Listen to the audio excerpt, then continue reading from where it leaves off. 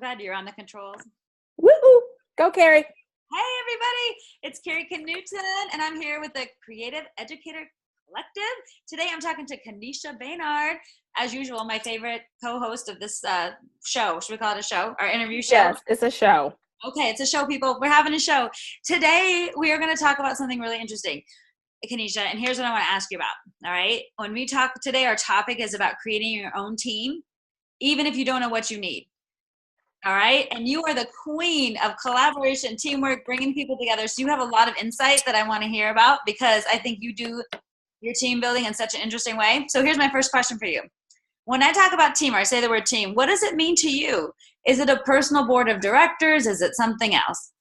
Ooh, I love this question. I love this question because, I have my business, boldlivingtoday.com, and I do have a team for that. And I refer to them as my bold entourage, which is kind of like a board of directors. And, team for me within the bold entourage means talent, expertise, action, and mentorship. So that's team spelled out: talent, expertise, action, and mentorship.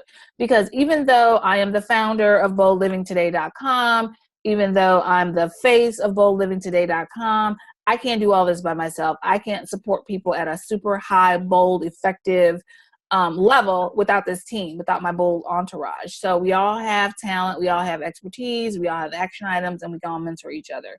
So for me, when I think about it, I think about a group of people working for this common good in a way that supports their talents, expertise, and all those different things, and not just needing to be exactly like me. I can't have people in my bold entourage who are exactly like me because that makes no sense to me. I need it to be expansive so it can be inclusive so that I can really be, out there doing the work that I want to do, which is impacting people through creativity and helping them live their wildest dreams in a way that supports them. So yeah, bold entourage, baby. Oh, of course yours is the bold entourage. Because I'm thinking like, oh man, mine is like Linda, Evan, but now we need like a name. And now I did want to say this, the circle of awesomeness or something. I need a better work and you need t-shirts, girl. I'm gonna have a t-shirt by the next time we talk and I'll put it up. Like, here's my t-shirt. Game on. I want to see it. Team awesomeness, I think. I want to work on my team situation. But okay.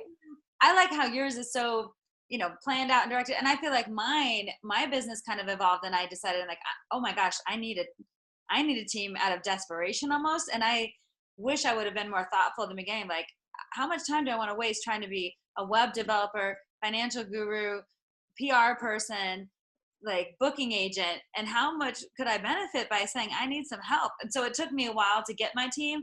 And I feel like that idea of team is so important. Who's on your team? Let me stop you there, Kara. Now, you asked right now what team I'm in. When I first started, I didn't have that kind of team. It was me and like my husband. I mean, real talk. So no, this is like Bold Living Today, like right now with the team and the Bold Entourage. But when I first started off, no, exactly like you. I was trying to do all the stuff, the web design, the PR, the marketing, being my own virtual assistant, trying to do web things. I didn't even know what I was doing. So no. Yeah, starting off, I didn't have the right team. I didn't have a full team, and I didn't even know I needed a full team. I just thought, just like the average educator, you got to do everything yourself in your classroom. I just thought that's how I was going to run my business too. Yes. And I think that's so funny. I'm glad you stopped me to say like, hey, this took time, because isn't it funny when we see people and they've got it all together? We think it magically happened. Like, you have arrived, you had your bold team done, you had your TEA, right? Because it is like seeing you like this, but that is such a good point that we all start somewhere, right? We all start somewhere. And what we see is usually not a representation of all the effort that's taken to get there. Yes, exactly. Good. Yeah. All right. What I want to ask you now is a question about what do you think is the difference between having a team and an accountability partner? Because there's some words that are thrown around a lot. Do you think there's a difference between having a team versus someone who's like an accountability partner? I do. Like, when you have your team, there is a certain level of accountability that goes into what you all are trying to execute together. And that's why in my team, the A is action, and that comes tied into accountability. But when I look at myself, as Kanesha of boldlivingtoday.com, as Kanesha, the woman, the mother, the wife, and things like that, I feel like I have different accountability partners for different types of things. For example, I do have a business coach that supports me. And I don't meet with this person as often as I did when I was initially starting out, but I do have check-ins with this person. So that's accountability on my business side, making sure that I am being expansive, making sure I'm fully putting myself out there and not playing small, making sure I'm not making excuses about why I can't add another amazing opportunity like this Creative Educator Collective to my schedule, to my dossier, so to speak, because I think, oh, it's too big, it's going to take too much time. But then I have this team to help it not take so much time. And I have this accountability person to help me get out of my own way, because this is the right time to launch this with you, Kari. This is the right time to support other educators to making the shift and all of that. So, you have the team to help build you up, to keep you accountable, but you really have to have, I think, an additional person who is all about you and your success. Therefore, they're going to hold your feet to the fire when it's time to be accountable. And you're not just going to keep getting passes in time to kind of like, oh, well, this is in my way, more gatekeeping. No, okay, let's work on this. Accountability partner will tell you, like, oh, I just have too many things on my schedule. The accountability partner will make you get all that crap off your schedule and get focused on the right things. So yeah, it's important to have the team and the accountability partner and the right people in those roles. Yes, I feel like what you said about the difference is so important, because in my own business too, I took a long time even owning that not owning, even recognizing, or I guess accepting that I am a business person, right? So I'm like, I need to act like a business person. So I need to find a business person to teach me and help me run this business. And I felt like that was a different person than an accountability partner who said, what are you doing in your business? How are you running it this way? And really teasing that out was important, between someone to hold you accountable and not deal with your excuses versus someone who's like, here's how to run this, here's how to do this, here's what I can make happen for you. And I think as we grow our businesses, we find out what we need a little bit more. But I feel like the whole getting in our own way is a big topic that comes up again and again, because sometimes we try to do too much, or we don't want to ask for help because we think we should know. Yeah. Have you ever felt like do you ever struggle with that? Like, I should be able to do this, but somehow I can't. How do you handle that? Yeah, so there was two things that I wanted to address in what you said. The first thing about we don't know what we need and all that way. And I think that's why it's so important to have some type of self-assessment around that if you're going to launch some type of business and shift. And I think it's critical in the work that we're putting together right now for the Creative Educator Collective to start with this self-assessment. Like, that's like our initial step with people joining us with this, is to do the self-assessment so you can get an idea about it. And then the other question you just asked about, did you ask about how do I get in my own way? What did you ask me? I should have written that down. Oh, that's okay. How do you deal with like asking for help and Yes. like you should be able to, but you can't, or you don't want to? That's what it was. They should be able to, like, I should know how to do this already. I'm starting this business, or I'm moving in this different direction. I'm a skilled educator, or I have this degree, or, whatever. I should be able to do this. And I have to tell myself this all the time, and I have to tell my clients this. It's okay to be an experienced person in XYZ and still be a beginner. And that is something I constantly had to remind myself of when I started my business, and right now when I go in different directions or expansive directions in my business. And I always talk about you have a spectrum of being a beginner. Like, this might be the beginning of being a very strong novice, a beginner. And then this is like a skilled beginner, like you have more experience. And you might be right here at being the novice, or in the middle of being a beginner, or somewhere close to here. And you just have to do your own self-assessment to see what type of beginner you are, because then you can ask for the help you need. And then you can ask for the support in the areas of getting you all the way to being an expert beginner and then moving on beyond that. Yes. And I use a different terminology a little bit in my work. I call it beginner's mindset. Yeah. Mindset around, as an adult, when are we ever a beginner at anything, right? And we have this kind of fixed mindset in terms of, I do things this way, this is what I'm good at. And it's hard to show up and do something new, create something new. It's hard to feel like you don't know what you're doing. And I often equate this. Remember, if you wanted to take a spin class and you never went to spin class, and you walk in the room, everyone knows how to put their shoes on, how to adjust their bikes, what levels to set themselves on. And I remember this from my own experience, like, what the hell is happening? Like, well, how do these people know? And you have to be open to be like, I don't know, because I don't know. Right? That's like me at Body Pump, walking in there and all the ladies getting ready to get their stuff, and I'm like, I'm gonna need some help. how I was. Like, how do you get your shoes on? Like, what happens now? But then if you want the experience, I think the risk that you take as the beginner's mindset is to be open to the experience. And I think as an educator, sometimes we get into these mindsets around how we run our classroom or how we are in a school. And it's hard to be a beginner again when we try to shift. How do I want to do things differently? If I was looking at my classroom with new eyes or my curriculum or my opportunities with a beginner's mindset, like, where's the opportunity if I get out of my own way? So I Yeah. love thinking about the beginner's mindset or the shifts, or if you're a very beginner and how you are on the spectrum. Yeah, or just the initial concept that it's okay. You can be a beginner again. You don't get to a certain age and you're done being a beginner. I Yes. don't know why we have that, but a lot of people are stuck by that. I have been stuck by that. Oh, me too, definitely. Yeah. Be confident. We have our degrees and our experience, and I think it limits us though to not have that mindset. And I love that we're talking about that with our group about one of the ideas we're talking was how do you shift your thinking Mhm. you are as Mhm. and how do you develop that beginner's mindset. So I'm Yeah. talk more about that in future interviews with you and in our Yeah, and in a program. Yeah, I know. I'm so excited. You got me all giddy over here. I can't wait to work with people. well, wait till October 14th, 13th. We'll be doing it. Woo.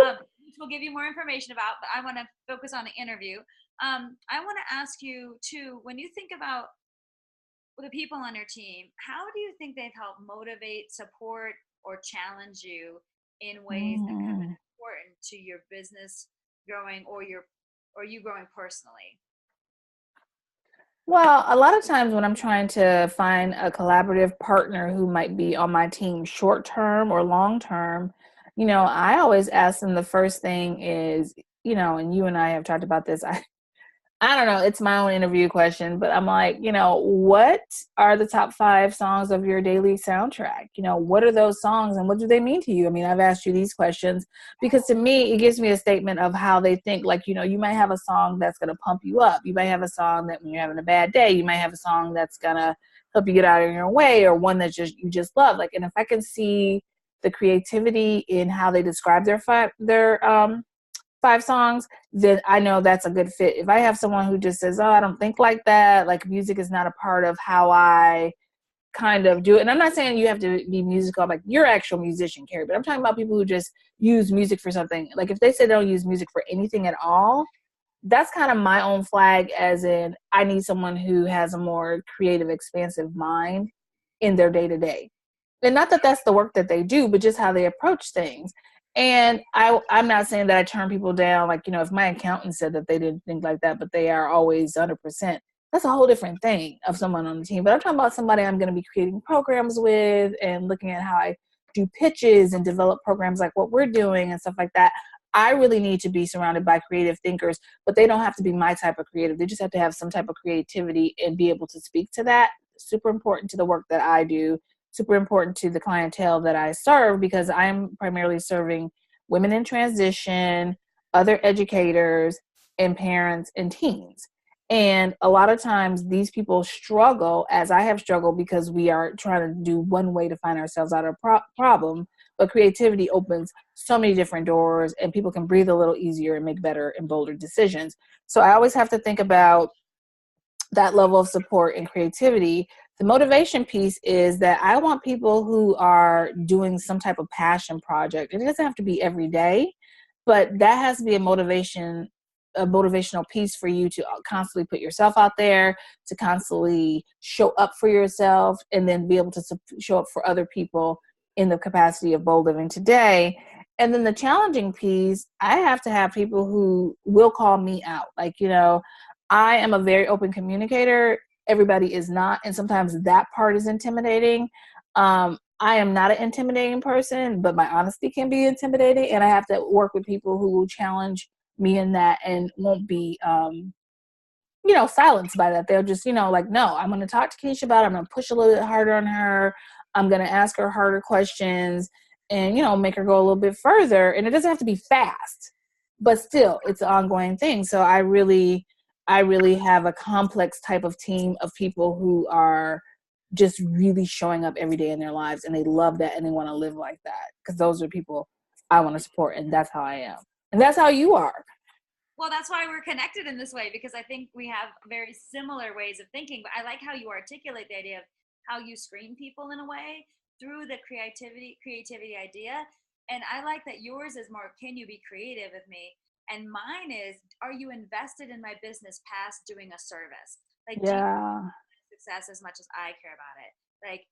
Well, I love my graphic designer will text me like, how do they like the slides, or like, how's it going, or like, like, I feel like he knows when I have a gig, and if I'm doing something that we worked on together, he's invested in that. Same with my bookkeeper. Like, she knows when all my gigs are. She knows how things are working, but she also invested in seeing me succeed. So she was like, I want to make sure we get this put together, so we're not worried about this, so you have more time to work on that, because I see where you're going. And I think my screening tool is people who are invested past just, here's the service, I can create your website, do your graphic design, do your bookkeeping, and it could be anybody. I need to Mm-hmm. feel special, and I need to feel like they're invested. So I like Mm-hmm. the kind of screening mechanism, and I love your idea because you are so creative that people that come to your table got to have some kind of creativity, even if it's not yours. So Yeah. Like, do you like to hula hoop in the middle of the meetings? If you don't, then I don't know. gonna work for you. And Just kidding. I mean, I do have a hula hoop that I use and we can use during meetings, but if you don't hula hoop, that doesn't like I think you kick should. you out. If you don't know what washi tape is, then I'm sorry. If you don't know what washi tape is, I don't know. But see, I just learned about washi tape 2 years ago, so I'm like on the curve. So, but I feel like your answers are so great because I think as people, our viewers, are thinking about creating their team, what factors would you say to people who like may not have a team, but who want a team? And I feel like I just want to add the caveat: we're talking about our businesses, but we also work in schools. And so, if you are an educator in school, how do you look to creating that team? What should you look for? How should you start building that? What would your advice be to them?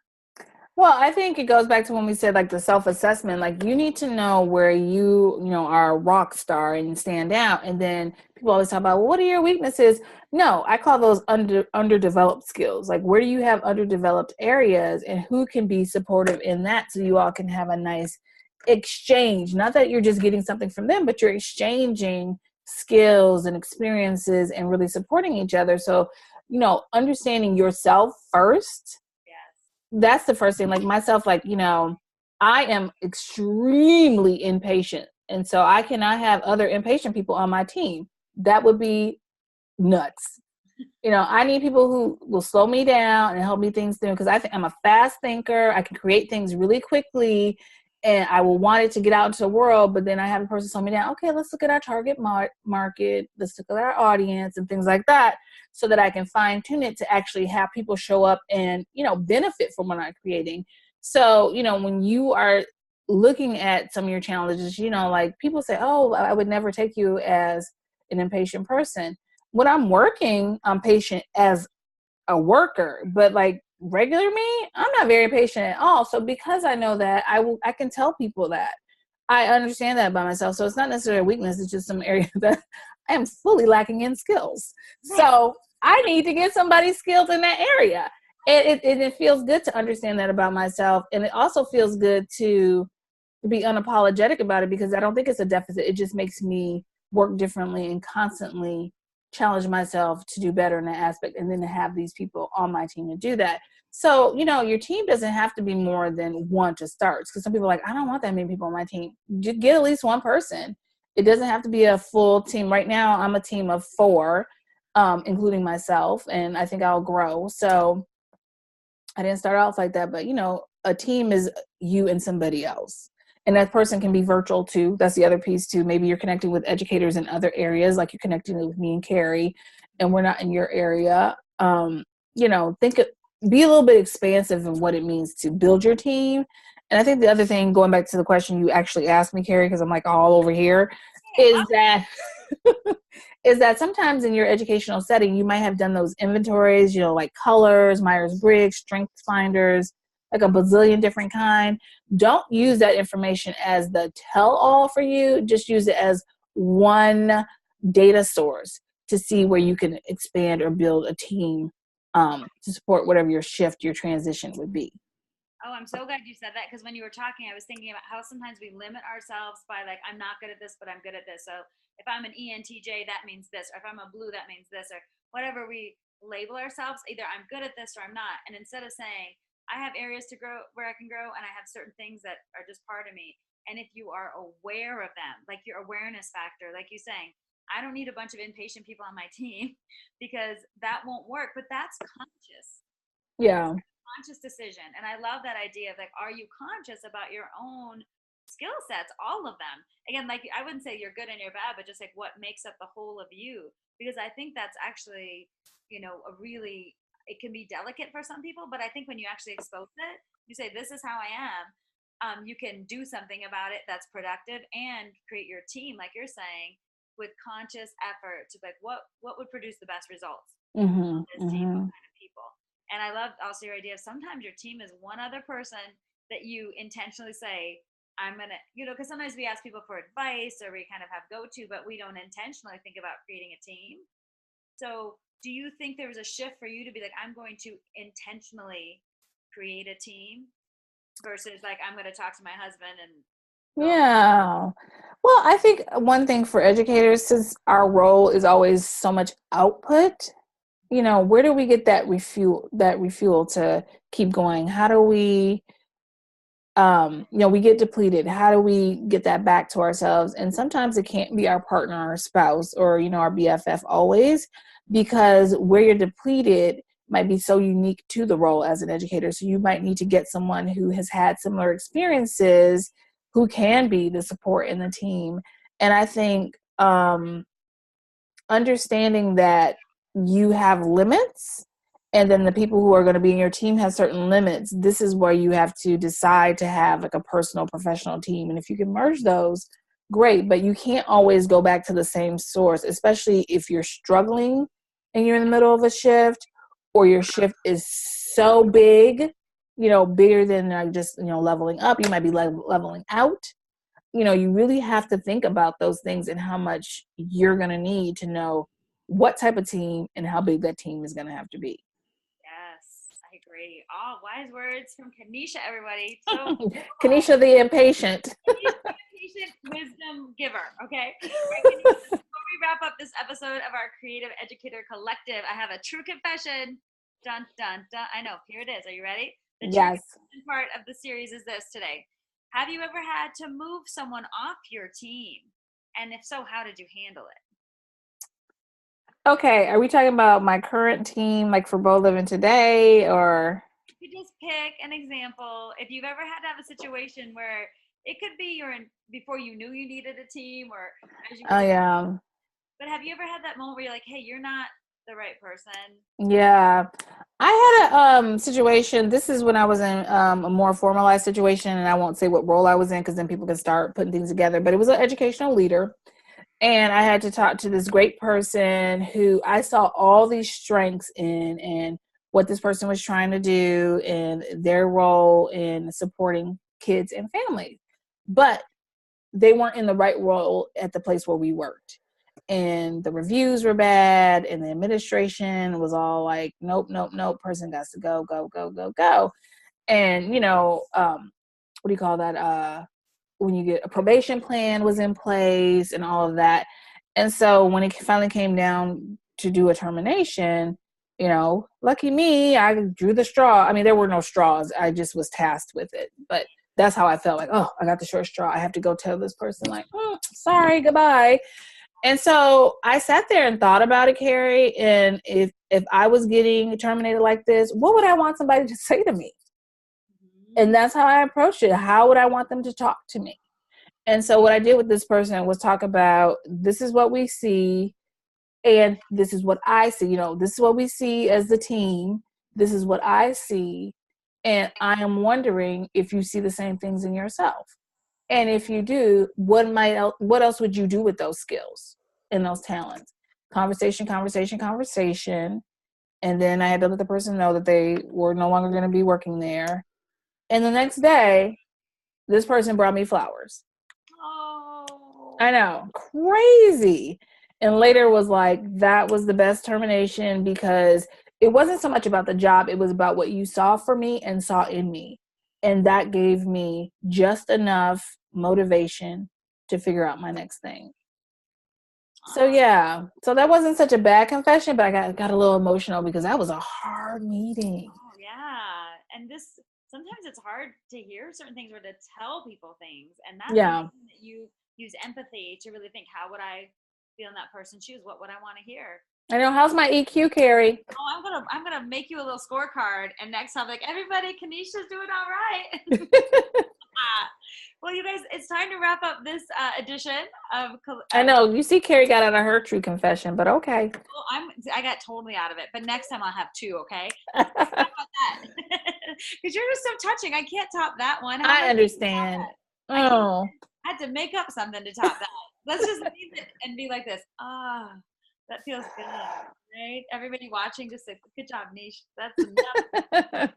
So Kanesha and I are excited to tell you about our upcoming programs. But before we do that, I just want to ask people, Kanesha, how can people get in touch with you if they're interested in talking with you more? Oh, yay. You can find me at boldlivingtoday.com. That's the website. And I'm on Facebook, Kanesha Baynard Coaching, and on Instagram and Twitter at Kanesha Baynard. We have a great newsletter that goes out. We have some upcoming programs that are virtual, meaning you can be anywhere and access the Bold Learning Lab is what we call it.